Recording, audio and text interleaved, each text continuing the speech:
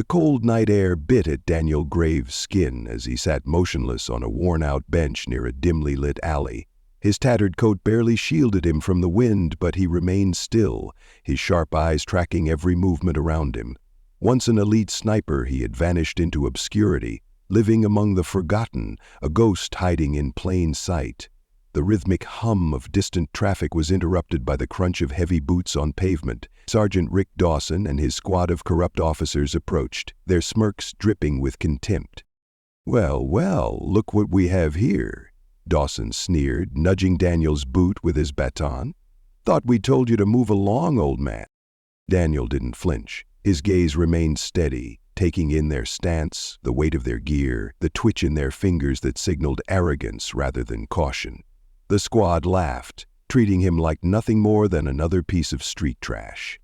One officer kicked over his few belongings. A metal cup clattered to the ground, a dog-eared paperback skidded across the pavement.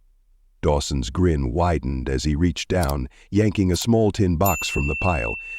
"What's this? Some kind of treasure?" He flipped it open, his expression shifting when he saw the old military dog tags inside. Daniel's eyes finally moved, locking onto Dawson's with an intensity that made the younger officer beside him hesitate. There was no fear in his gaze, no anger, just calculation. The quiet assessment of a man who had measured distances, wind speeds, and the precise moment to pull a trigger. But Dawson, too wrapped in his own bravado, scoffed. "Just another washed-up soldier who couldn't hack it," Dawson muttered, tossing the dog tags to the ground. The squad laughed, but Carter didn't join in. He shifted uncomfortably, a nagging unease settling in his chest. Something about this wasn't right. Daniel Graves wasn't just another homeless man. There was a way he held himself, silent, composed, aware. It wasn't defiance, but it wasn't submission either. The others didn't see it. They had no idea what kind of man they were provoking. Dawson circled Daniel, a smirk curling his lips as if he were toying with prey. The rain had slowed, leaving the alley slick, puddles reflecting the pulsing red and blue of the squad car's lights. The other officers stood close, their grins widening as Dawson bent down and kicked at the worn duffel bag by Daniel's feet. The bag tumbled open, spilling its contents onto the wet pavement. A crumpled paperback, a change of clothes, and a battered metal box. Dawson snatched up the box, popping it open with a flick of his wrist. Inside, a pair of worn military dog tags clinked softly against the metal. His grin widened. Well, he mused, holding them up to the dim light. "What do we have here?" Daniel's gaze remained steady, locked on the tags with quiet intensity. His voice when he spoke was calm, but there was an edge beneath it. "Put those back." Dawson chuckled, dangling the tags from his fingers. "What's the matter, old man? These actually mean something to you?" He turned the tags over, reading the name. "Daniel Graves." He whistled. "Rings a bell. What were you, some kind of grunt?" Daniel didn't answer. Dawson's expression darkened at the lack of response. He stepped closer, shoving Daniel's shoulder. "I asked you a question." Daniel exhaled slowly, his body barely moved, but something in his posture changed, a shift so small that none of the officers noticed. But Carter did. The rookie officer had been standing slightly behind the others, watching the interaction unfold with growing unease. There was something off about this. Most guys in Daniel's situation, homeless, outnumbered, would have been nervous, maybe even scared. But Daniel, he wasn't flinching, wasn't backing down. And that look in his eyes, Carter couldn't place it, but it wasn't fear. Dawson scoffed. No answer? Figures, another washed-up vet who couldn't hack it in the real world. He let the tags drop into a puddle at Daniel's feet, grinding them into the asphalt with his boot. Daniel's hands curled into loose fists. Dawson didn't notice, but Carter did. "All right, enough screwing around," Dawson said, nodding to his men. "He's loitering, trespassing. That's good enough for me." The officers grabbed Daniel's arms, wrenching them behind his back. Daniel didn't resist. He let them. Carter frowned. Something about this was off. The way Daniel moved, or didn't move, was too precise, too controlled. Most people in his situation would struggle, protest, or at least react. But Daniel did nothing. He simply allowed it to happen, his body shifting just enough to absorb the force without effort. For the first time, a sick feeling settled in Carter's gut. They weren't just arresting some random homeless man. They were provoking something dangerous. Back at the precinct, Carter sat at his desk, staring at his computer screen. He had witnessed plenty of arrests in his short time on the force, but something about this one didn't sit right. Daniel Graves wasn't just another vagrant. His stillness, his lack of fear, none of it was normal. It was the kind of discipline Carter had only seen in combat veterans. Men trained to endure far worse than a few rough cops with something to prove. His curiosity got the best of him. While Dawson and the others laughed in the break room, oblivious to the unease gnawing at him, Carter pulled up the booking system and entered Daniel's fingerprints. The scan processed for a moment. Then the screen flashed red. 4-0, classified file, restricted access. Clearance level 5 required. Immediate contact with Depector of Defense mandatory. Carter's pulse spiked. This wasn't normal. Even high-profile criminals didn't trigger an alert like this. He hesitated, then picked up the phone and dialed the number flashing on the screen. Department of Defense, secure line, a firm voice answered. Carter swallowed. This is Officer Brian Carter from the Seabrook Police Department. We just brought in a man, Daniel Graves, and I... The voice on the other end cut him off. Repeat that name. Daniel Graves. There was a long silence, then the voice hardened. Listen carefully, Officer Carter. You are to release that man immediately. No charges, no record of detainment. Wipe everything from your system. Do you understand? Carter blinked. Sir, This is Colonel Michael Hastings, U.S. Army Intelligence. I am not making a request. Put your commanding officer on the phone now. Carter hesitated, then stood and walked to Dawson's office. The sergeant was leaning back in his chair, feet propped up on his desk, smirking as he scrolled through his phone. What now, rookie? Carter held out the phone. You need to take this, sir, right now. Dawson scoffed but took the receiver. Yeah? Who is this? A moment later his smirk vanished. Wait, hold on. What do you mean, release him? His face darkened. With all due respect, sir, I don't take orders from... The voice on the other end must have interrupted him because Dawson's expression twisted with barely contained anger. I don't care who he is, Dawson growled. He's a vagrant and he assaulted an officer. He stays in custody. Silence. Then a slow dawning realization spread across Dawson's face. His jaw clenched. Yes, sir. His voice was tight now. Understood. He slammed the phone down, his face flushed with frustration. Carter could see the vein pulsing in his temple. Without another word, Dawson stormed out of his office and down the hall. Minutes later, the holding cell door swung open. Daniel Graves sat exactly as they had left him, calm, composed, unbothered. He didn't look up as Dawson stepped inside, rage simmering beneath his skin. You got powerful friends, old man, Dawson muttered, unlocking the cuffs. But don't think for a second this is over.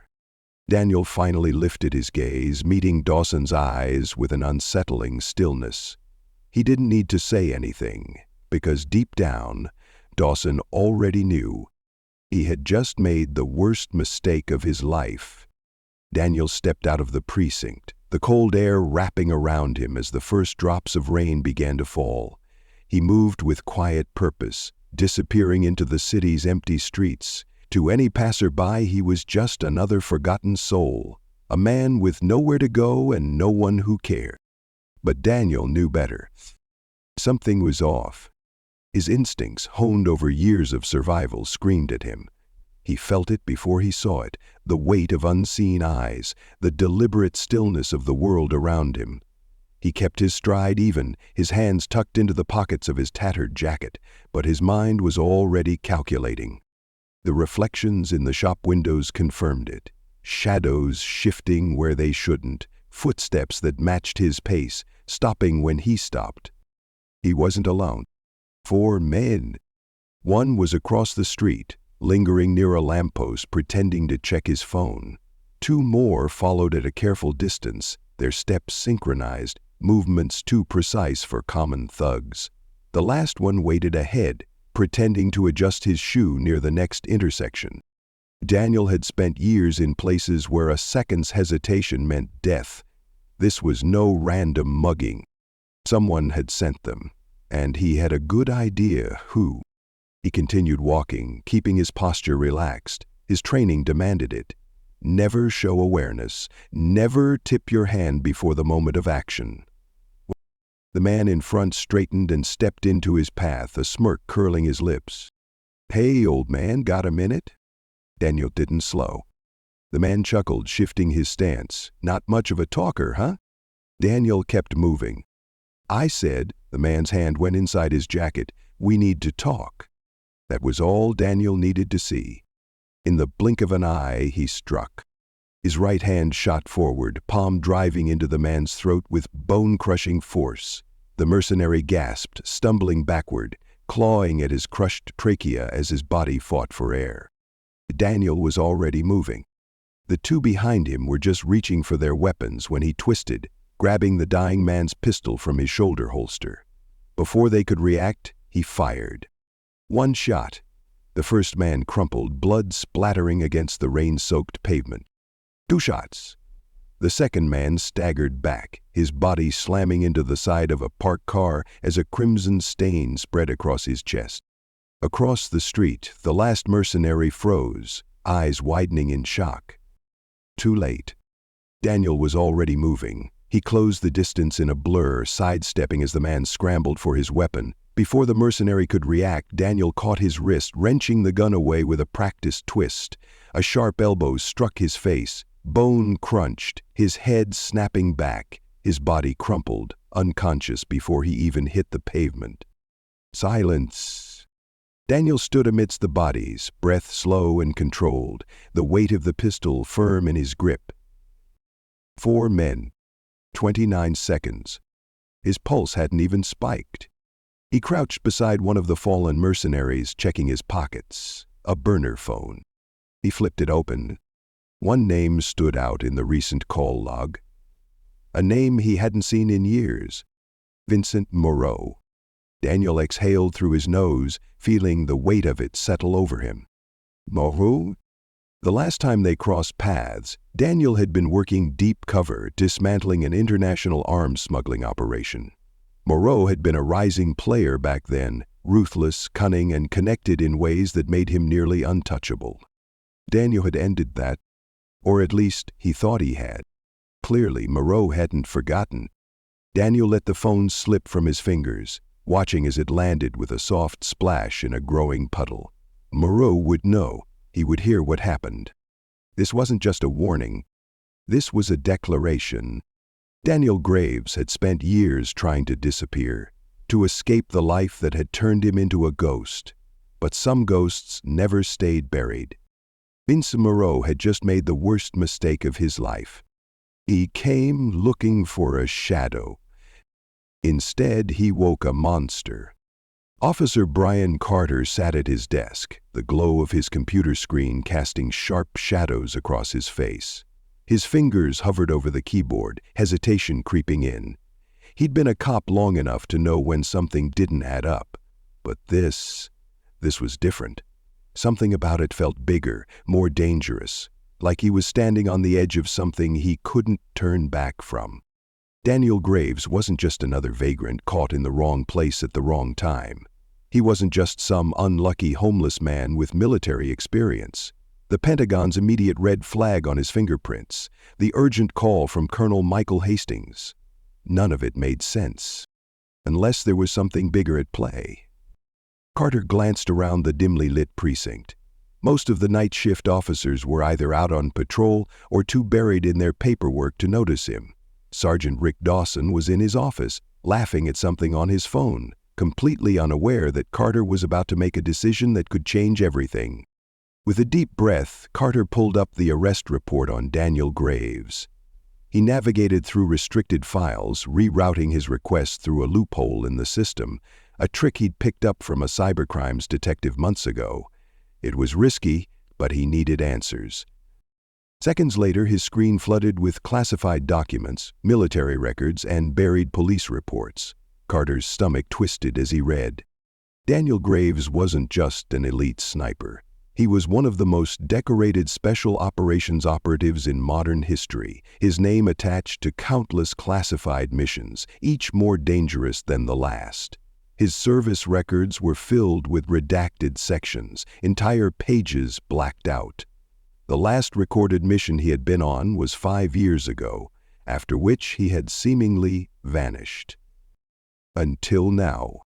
Carter's gut told him this wasn't just about an old soldier trying to disappear. Someone wanted him gone, and judging by what he was reading, that someone was Vincent Moreau. He dug deeper, cross-referencing police reports with federal investigations. That's when he saw it. Connections between Moreau's criminal empire and members of his own precinct. Smuggling, drug operations, and something even worse. Human trafficking? Carter's pulse pounded in his ears as he scrolled through the evidence files, financial records, witness statements that had mysteriously disappeared before cases could go to trial, and right in the middle of it all, there was Dawson's name. Carter swallowed hard. Dawson wasn't just corrupt, he was deep in Moreau's pocket. A sick feeling settled in his gut as the realization hit him. Moreau wasn't just hunting Daniel, he was using the police to do it. Carter pushed back from his desk, his mind racing. If Moreau knew Daniel was alive, he wouldn't stop at a few low-level mercenaries. No, a man like Moreau had resources. He had men trained in the same kind of deadly efficiency as Daniel. Former Special Forces. Carter clenched his fists. Moreau wasn't taking any chances. Across the precinct, Dawson's phone buzzed. The sergeant's smug grin faded as he read the message, his eyes flicking up to scan the room. Carter quickly looked away, forcing himself to stay calm. Dawson was in trouble. Moreau was putting pressure on him, forcing him to help set a trap. And if Carter was right, that trap was already in motion. He had a choice. He could keep his head down, pretend he never saw any of this, and let things play out. Or he could do what he had sworn an oath to do. Stand up for what was right? Carter exhaled slowly. He already knew the answer. He reached for his phone and sent a message to an encrypted number he had pulled from Daniel's file. "We need to talk, now." The industrial harbor was quiet, too quiet. Cranes loomed like skeletal giants over stacks of shipping containers, the heavy scent of salt water mixing with diesel fumes in the cool night air. Somewhere in the darkness, men waited, armed, trained, and prepared to kill. But they weren't prepared for Daniel Graves. Vincent Moreau had laid a trap, using Sergeant Dawson and his crooked cops to funnel Daniel toward this location, the heart of Moreau's trafficking empire. The plan was simple: draw the old soldier into an ambush and finish what the police had failed to do. But Daniel was already 2 steps ahead. Perched atop a container, hidden in the shadows, he studied the movement below. Moreau's mercenaries were good, ex-military, just as Carter had warned him. They covered angles, maintained tight formations, and patrolled with disciplined precision. It wasn't enough. Daniel adjusted his grip on the silenced pistol in his hand and exhaled slowly. His mind was calm, his senses razor-sharp. His enemies had numbers, but he had something better: experience, patience, and the advantage of knowing exactly how they thought. The first guard never saw him coming. Daniel dropped silently from the container above, wrapping an arm around the man's throat and driving a knife into his ribcage before he could make a sound. He dragged the body into the shadows and moved on. One by one, the patrols disappeared. By the time Moreau's men realized something was wrong, Daniel was already inside the main warehouse. Rows of shipping containers stretched into the darkness, each marked with coded labels, but Daniel knew exactly what he was looking for. Human cargo. The locks snapped open with a quiet click. The doors groaned as he pulled them apart, revealing terrified faces. Men, women, children, all trapped in a nightmare they hadn't chosen. Daniel's jaw tightened.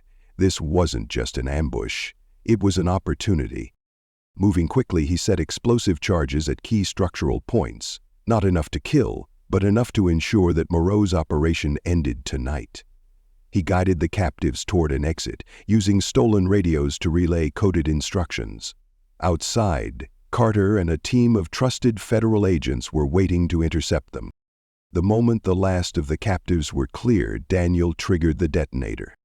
A series of controlled explosions rocked the docks, igniting fuel reserves and sending plumes of fire into the night sky. The shockwave rippled through the harbor as alarms blared and gunfire erupted. Moreau's men scrambling in confusion, their ambush turned into pure chaos. Then came the real surprise. From the far end of the docks, the sound of approaching helicopters cut through the night. Bright spotlights illuminated the warehouse remains as tactical teams in FBI vests stormed the area. The raid had begun. Daniel watched from the shadows as federal agents swarmed the site, arresting stunned traffickers and rescuing more captives from hidden compartments. He had given them everything they needed: locations, shipping records, financial trails. This wasn't just an operation takedown, it was an exposure. Moreau's empire was crumbling. But Moreau himself was nowhere to be found. Daniel had expected the crime lord to make an appearance, but the man was too smart for that. By the time the FBI secured the last of the warehouses, Moreau had already vanished, slipping into the underworld like a ghost. Daniel stood at the edge of the burning wreckage, the glow of the fire reflecting in his cold eyes. The war wasn't over. Not yet. Moreau had escaped. But Daniel knew one thing for certain: there was nowhere left for him to hide. The embers of the shipping hub still smoldered when Vincent Moreau made his next move. He had lost everything: his operation, his men, millions in illicit revenue, but he wasn't finished. No, Moreau never let a grudge go unanswered. And if he couldn't strike at Daniel Graves directly, he'd go after the next best thing: anyone who stood with him. Officer Brian Carter had been a problem for Moreau since the moment he started asking questions, and now he was a target. He didn't realize how deep he had gotten until he returned home that night to find his front door slightly ajar, the lights flickering inside. His heart pounded as he stepped inside, gun drawn. The house was silent. Too silent. Then he saw it. His wife's phone shattered on the kitchen floor. A child's toy overturned near the couch. His blood ran cold. A burner phone on the dining table rang. "Detective Carter," a low voice said. "We have your wife and son. You've been playing on the wrong team. Time to fix that." Carter gritted his teeth, gripping the phone so tightly his knuckles turned white. "If you hurt them, you'll do exactly what we say, or you'll find them in pieces." A pause. Then the line went dead. Carter stood there, his mind racing. He could call it in, but he knew that would be a mistake. The department was riddled with dirty cops. Who could he trust? Moreau had eyes everywhere. There was only one person left: Daniel Graves. An hour later, Carter sat in a dimly lit motel room across from Daniel, his hands clenched into fists. "They took my family," he said, voice raw with fear and anger. "I need your help." Daniel met his gaze, his expression unreadable. He had been expecting this. "You understand what happens if you go down this road," he said. "There's no coming back." Carter didn't hesitate. "I don't care, I just want my family back." Daniel gave a small nod, then made a call. That's when Jack Delaney entered the room. A former Special Forces operative and one of Daniel's oldest allies, Delaney had seen his fair share of wars. He took one look at Carter, then at Daniel. "So, we're saving cops now?" he mused. Daniel didn't blink.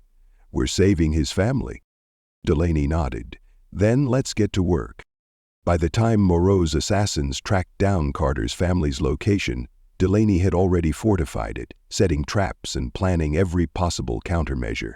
But Moreau's men were professionals, relentless in their hunt. When the first bullet shattered a window, the battle began.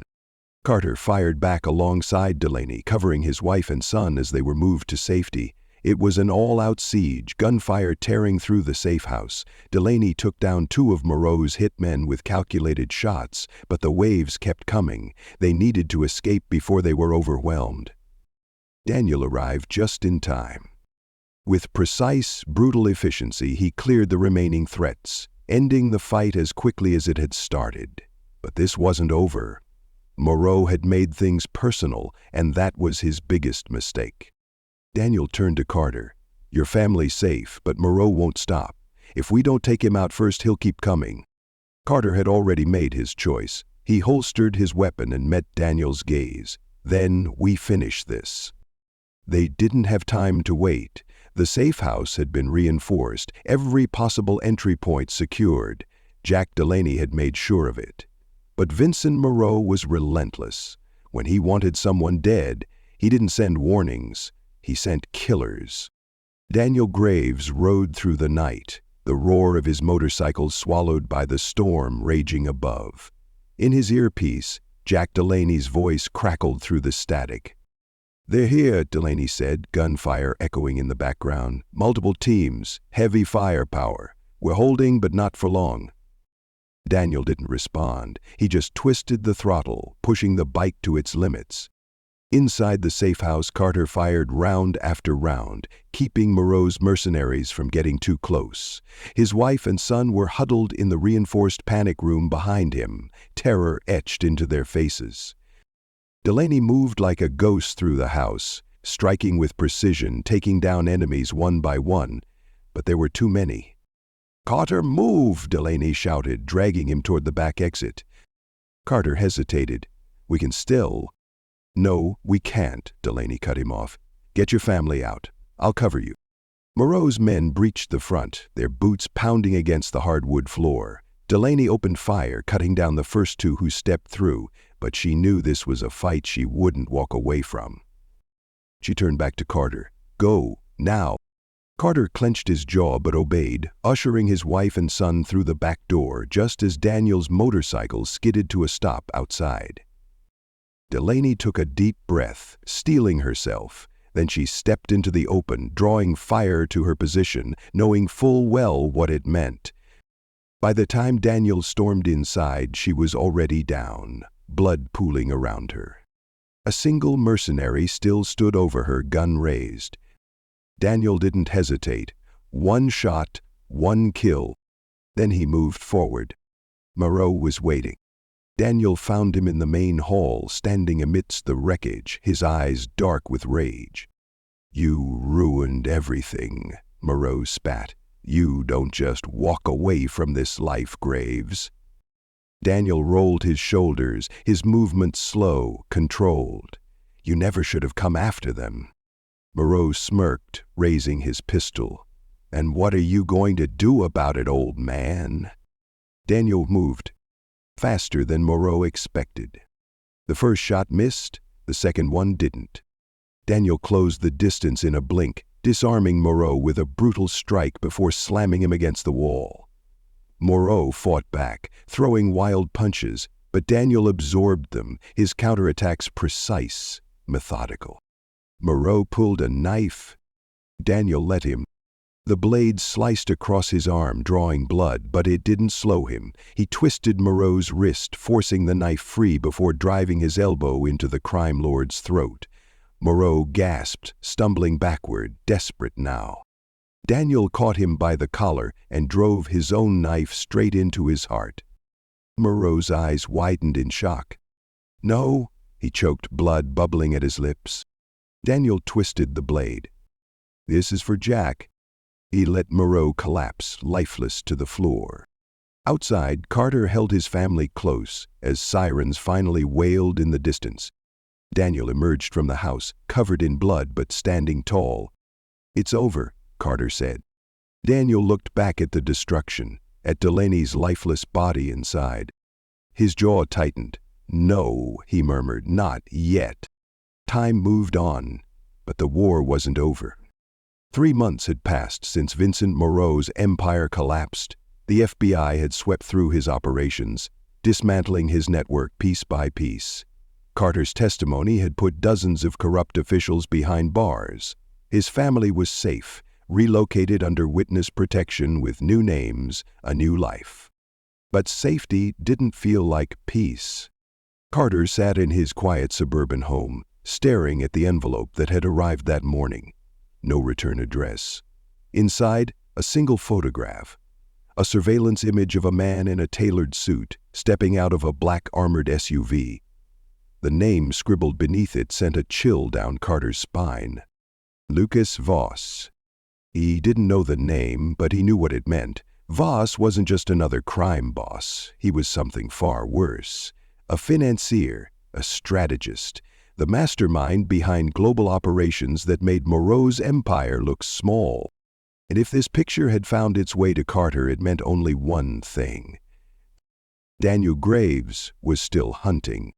Carter exhaled slowly, picking up the prepaid phone that had come with the envelope. He hesitated for only a second before dialing the number scrawled beside the photo. It rang twice before he heard the voice. "I was wondering when you'd call," Daniel said, his tone calm, unreadable. Carter tightened his grip on the phone. "You're supposed to be off the grid." "So are you," Daniel countered. "But we both know there's no walking away from this." Carter closed his eyes. He could feel the weight of what was coming. "Tell me what you found." "The Phantom Consortium," Daniel said. "A ghost organization running weapons, trafficking people, financing conflicts across the globe. Moreau was just an asset, a small piece of a much bigger machine." "And Lucas Voss?" "The man pulling the strings," Daniel confirmed. "He's expanding operations, filling the vacuum Moreau left behind. And he knows who we are." Carter swallowed hard. He had spent months trying to convince himself that he could leave this life behind, that his duty ended when Moreau died. But he knew better. "What's the play?" he asked. There was a pause, then Daniel's voice came through, low and certain. "We take them apart, every last one of them." Carter glanced at the family photo on the table, his wife, his son, the life he had sworn to protect. Then he looked back at the picture of Lucas Voss. He made his decision. "When do we start?" Daniel's response was immediate. "Pack your bags. We move at dawn.